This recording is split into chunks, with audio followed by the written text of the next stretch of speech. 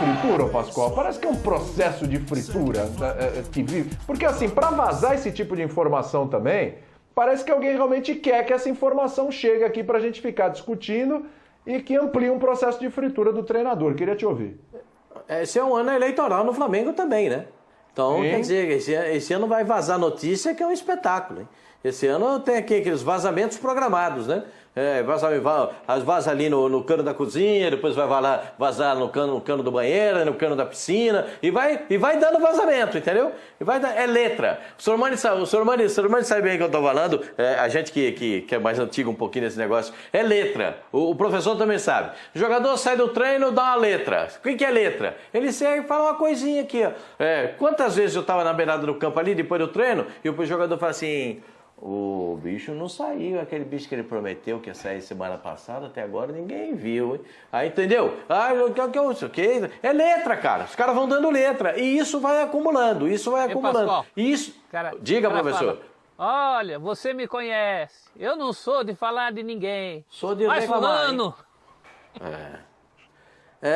Eu não sou de reclamar, mas teve isso aqui, entendeu? Ó, eu não sou de reclamar. Começa com você não, né, sua mãe? Sempre tem, sempre mas tem. Aí vem. Lembra do Jorge Vieira? Eu não sou de reclamar, mas olha a situação do grande Jorge Vieira, que foi técnico Ele mesmo que eu lembrei. doce da democracia corintiana, hein? Muita gente fala do Mário Travalini, mas o Jorge Vieira também dirigiu o Corinthians na época da democracia corintiana.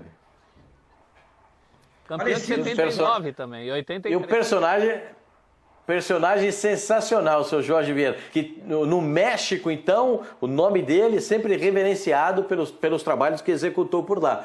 Agora, esse tipo de coisa, de ficar dando letra, às vezes a letra vem da diretoria para alguns casos, ou vem de um diretor em outros casos, vem de alguém interessado, e isso vai acontecer, isso mina, isso vai bater. Sabe aquele negócio de você estar numa luta de boxe, você vai tomando um soco no fígado, um soco no baço, e aí daqui a pouco, quando você percebe, você não tem força para dar soco em ninguém? Por quê? Porque você está minado, e aí cai. E é exatamente isso que me parece que a fritura, como tá escrita na nossa legenda, a fritura continua. Segue a fritura. Tem outro trecho aqui, para passar a bola aí para Ivana. Ivana, tem outro trecho aqui interessante. Outro ponto, dificuldade de leitura de jogo, você citou aí, né? E partidas somada a escolhas para substituições. Olha só, o Thiago Maia, por exemplo, treinou como ponta direita em boa parte das atividades, após ficar à disposição, e não foi utilizado no setor. E aí, há desconforto com a percepção de que a insistência com jogadores mais badalados é maior que a habitual, enquanto outros se sentem expostos em entrevistas, que são aquelas críticas que ele faz, ô Ivana. Exatamente. Assim, o fato dele testar o Thiago Maia em treinamento numa outra posição, eu acho válido. E é um dos poucos méritos, vamos dizer assim, que o Rogério tem nesse time do Flamengo. Por exemplo, ele colocou o Arão na zaga. Então foi experimentando que ele conseguiu achar isso.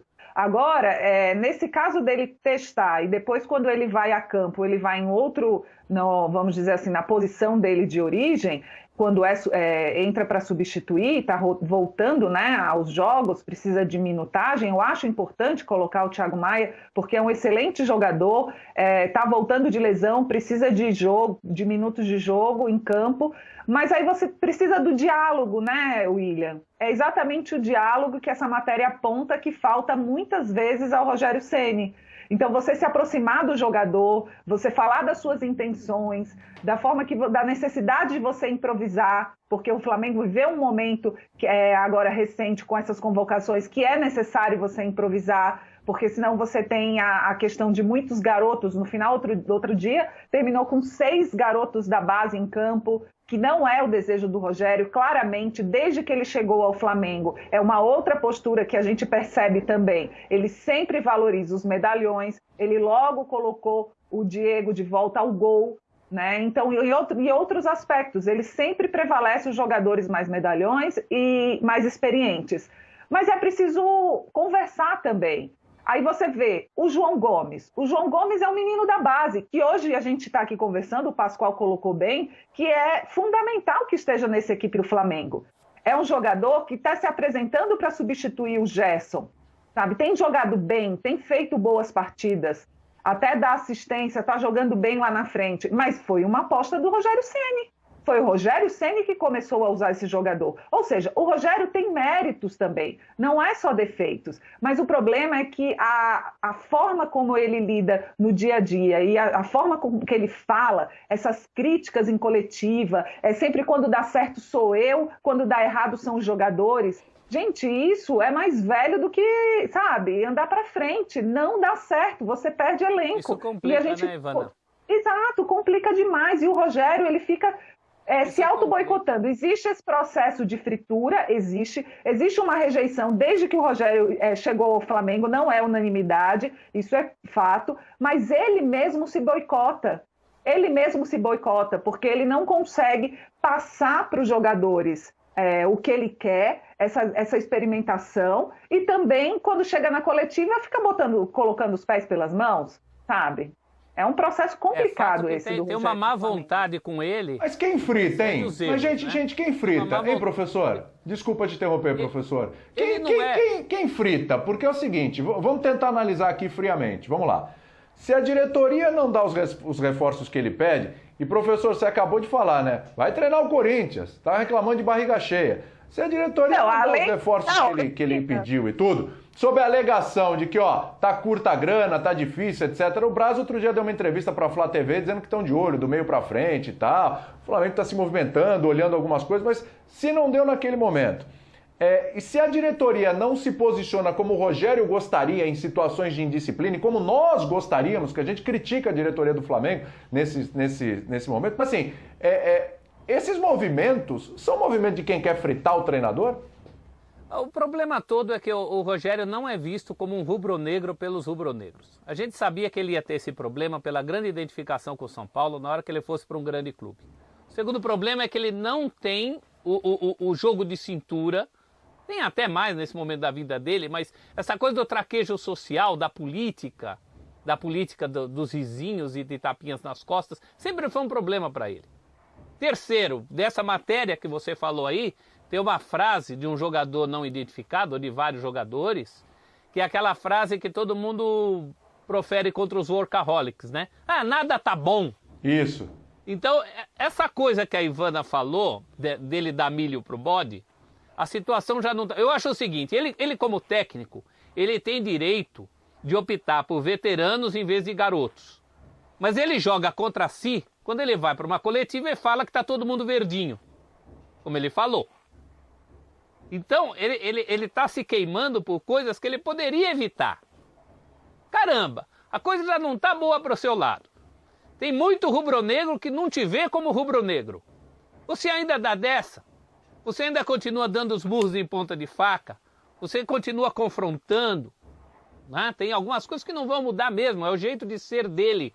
Mesmo no tempo de ídolo do São Paulo, não me venha com essa história que ele era unanimidade, porque tinha os jogadores que chamavam ele de presidente e tinha os jogadores que não aguentavam entrar em campo com o rock que ele queria ouvir alto.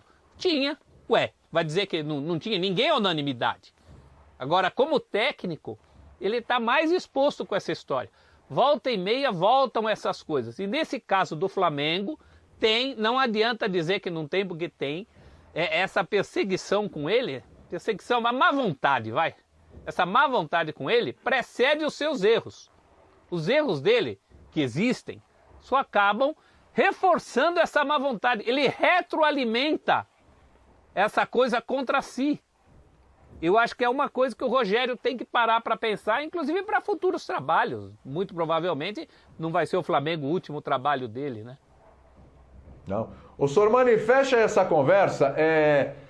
O que dá a impressão, lendo a matéria sobre os bastidores, é que assim, é praticamente aquele vaso quebrado, né? O vaso quebrou, só que você adora o vaso, Sormani. Aí você vai pegar, vou juntar os caquinhos aqui do vaso, eu vou colar, eu vou mexer, eu vou dar um jeito. Só que você coloca lá, só que toda hora você vê a rachadurazinha, você vê toda hora o probleminha, não ficou igual, não é a mesma coisa. Parece que esse vaso já quebrou. E o Flamengo está lidando ali com um vaso, né, cheio de problema ali, mas tá porque vai tocando barco, empurrando. me parece que são situações que já estão num nível de desgaste que eu não sei se dá para recuperar, se realmente tudo isso está acontecendo mesmo. Eu acho que os companheiros foram muito felizes. Então, toda a abordagem a respeito da situação do Rogério Ceni, eu concordo com eles, né? E vou fazer uma comparação, por exemplo, com o nosso ambiente de trabalho, tá? Pô, é um grande barato fazer esse programa. É um grande barato estar em outros programas aqui na ESPN. A gente não sai de casa empurrado, quer dizer, a gente agora nem sai de casa, né? A gente não se posta em frente ao computador. Gostaria que me empurrassem para fora. A gente vem com o maior prazer, com o prazer do mundo, porque existe uma integração, uma simbiose muito grande entre a gente.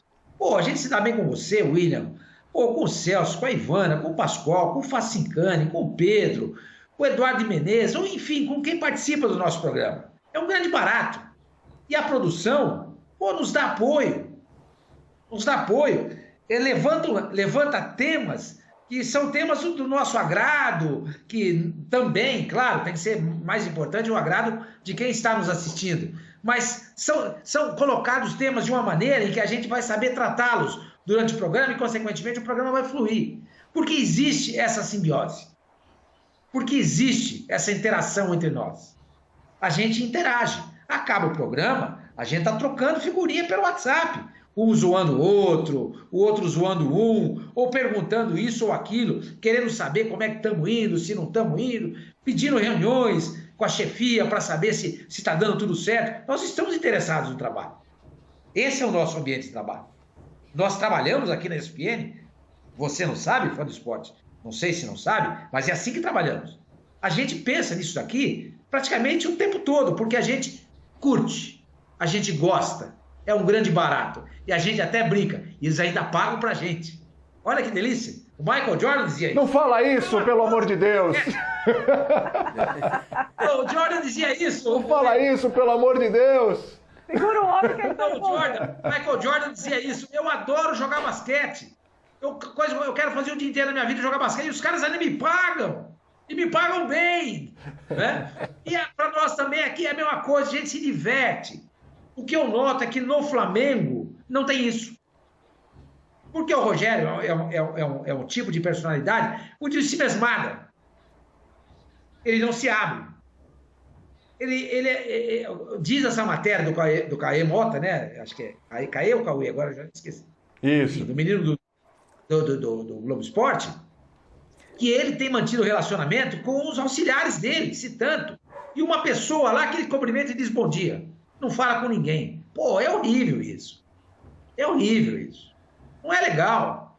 O jogador tem prazer em jogar para um cara desse? O jogador tem prazer em ir trabalhar? É difícil. É difícil. A gente, quando a gente está aqui e comete um deslize, um manda para o outro assim pelo WhatsApp, não, você errou, foi tal coisa. Porque um quer ajudar o outro.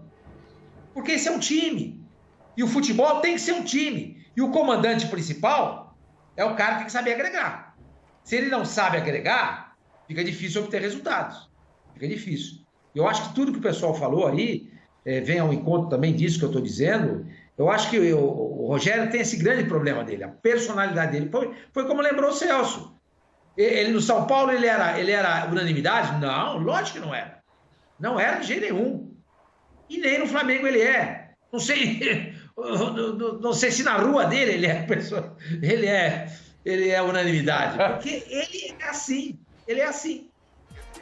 Flamengo! Uma vez Flamengo, sempre Flamengo. Flamengo sempre.